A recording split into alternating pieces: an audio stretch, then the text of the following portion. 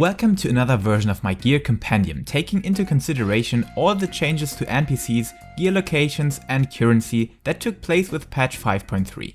But surely, if you're brand new to the game or haven't reached the item level requirements for getting into brand new content, you should definitely check out my last two gear compendium videos before looking any further. Nonetheless, let us cover everything you need to know about recent patched gearing matters. The lowest gear that has been added can be received from the new dungeon that is unlocked during the main scenario quest. Here you can find item level 475 gear, which also looks very neat on certain jobs and can have kinda nice stats on it. So upgrading former 470 pieces against them when aiming for a nice stat distribution can always be considered. Next up, while Nier Guardian gear itself is still a hot topic and can be bought from the market board or crafted by weavers, leatherworkers, etc., these can also be exchanged against those neat item level 490 augmented Nier Guardian gear pieces. By exchanging any of the former into the Ilvl certificates of novelty together with a bunch of undersea rain that can be received by trading in Phantasmagoria tomestones, 100 per rain. The biggest advantage here is that you can also trade in gear that you already have stockpiled in your armory and exchange to maybe some artifact pieces here and there. So make sure to unmelt those pieces, and if no job of yours does use them anymore, exchange them against Ilvl certificates. And don't trade in the gear you're still wearing. But one thing, it looks like they changed the slot capacity on the accessory items, so a heavy pentamelted Nier Guardian ring, for example, still provides a better push to your stats than those augmented items do. So try to focus on left side gear, and if you don't have to spend millions of gil for pentamelting. As different pieces reward you with different values of these certificates, you can easily buy or craft weapons, providing a solid amount of currency, and sometimes you can catch specific weapons for very cheap if one or the other blacksmith had been a bit too exaggerated about crafting. But of course, crafting a bunch of Nier Guardian gear by yourself would be the best opportunity, so level up a crafter to cut the cost significantly. Okay, another set of gear that I haven't mentioned in my last video because it came with patch 5.25 are artifact weapons and armor. Those weapons are one of the easiest ways to get a solid 485 weapon, with the special effect to be able to melt in 5 materia without needing to pentamelt them. The only requirement is to complete the resistance weapon questline, starting in Kugani. But because you can choose only one weapon first, make up your mind which one you choose. After completing one weapon, you can still get additional ones for different jobs by trading in Elagan Tomestones of Poetics against 4 Thethnarian scale powders at this fair lady in Mordona, for example. Then you just have to go back to the NPC to get your weapon. The Relic armor pieces, also known as idealized set, are a bit more difficult to get. First you have to talk to another NPC in Gangos and unlock the extreme trial Memoria Misera, where you can receive coffers and totems. Coffers directly contain armor pieces for the job with which you are opening the coffer, and totems can be exchanged at this fair lady for a selection of all coffers. So getting this armor set requires you to participate in this extreme trial. It's not that difficult and provides a lot of fun. Just give it a try and you can collect beautiful 480 pieces on the left side of your equipment, with again the specialty to have 5 materia slots in each of them. That sometimes makes them better as non-upgraded Crystarium gear. But as you're now able to upgrade Crystarium gear without taking part in Eden's vs Savage, the value of the idealized set may decrease significantly. That directly leads us to another topic and another item level step, talking about the new 24-man raid, the Puppet's Bunker. Here you can earn all sorts of 490 gear for the left side slots like head, chest, hands, legs and boots, but no weapons and accessories. Those do not only look fantastic and insanely cyberpunk goth-like, but also provide a solid item level 490 gear, and I would think that these pieces are better than some upgraded Crystarium pieces when having the correct stats on them. Just note that you can only receive one item per weekly clear, so you have to make a wise decision. My tip here is to always check out Console Games Wiki to know all items you can receive and make up your mind which of those are the desired piece you want. Still, item level is king, so a bulky upgraded item level 500 chest or leggings can make a heavy difference towards your power level, which directly leads us to Crystarium gear.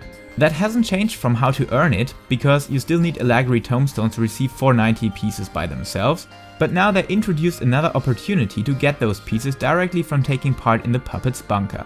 As you receive a weekly coin that together with the former manufactured coin you can receive per clear of the copied factory can be exchanged against upgrading materials for all your Crystarium gear except weapons that still require you to participate in Eden's vs Savage.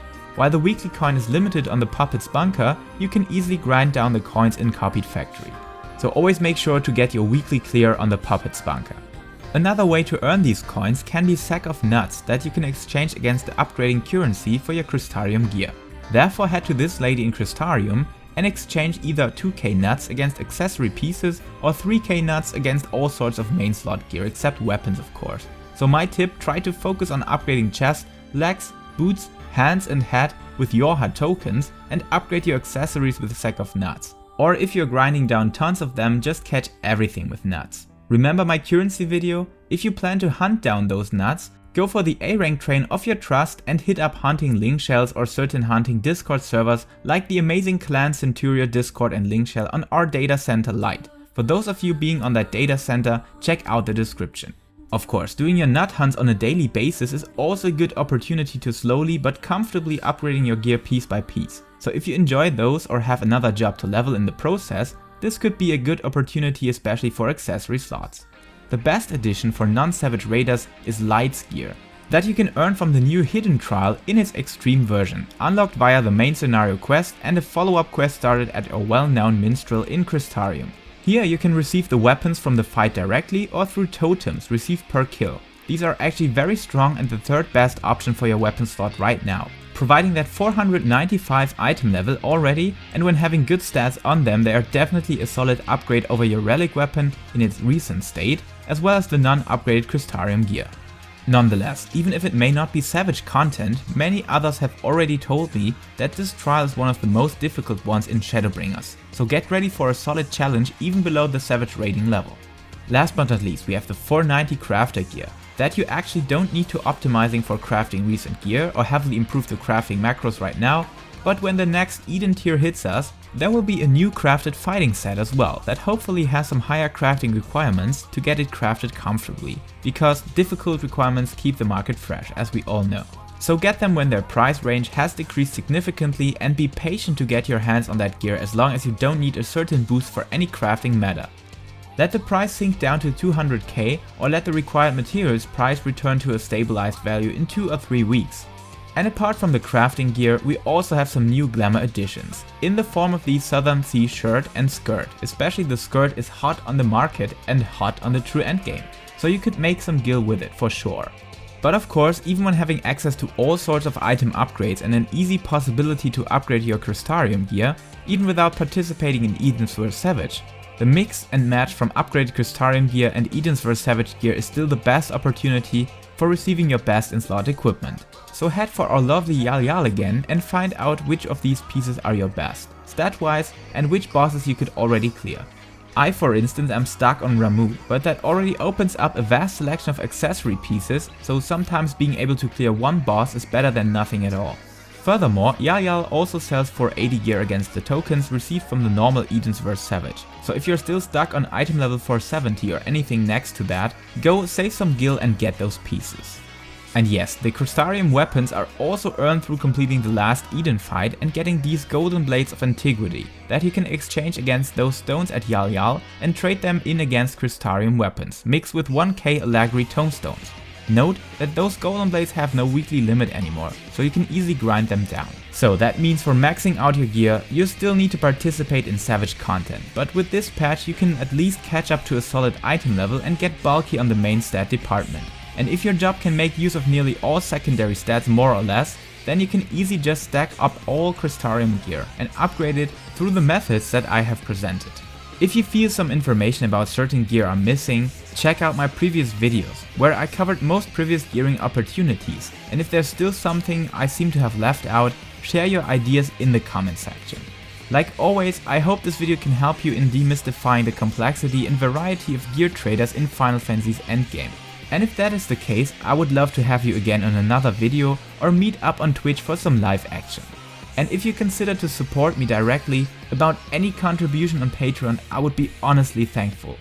Grind down some amazing gear pieces while staying safe and healthy, and until next time, take care and keep loving Final Fantasy.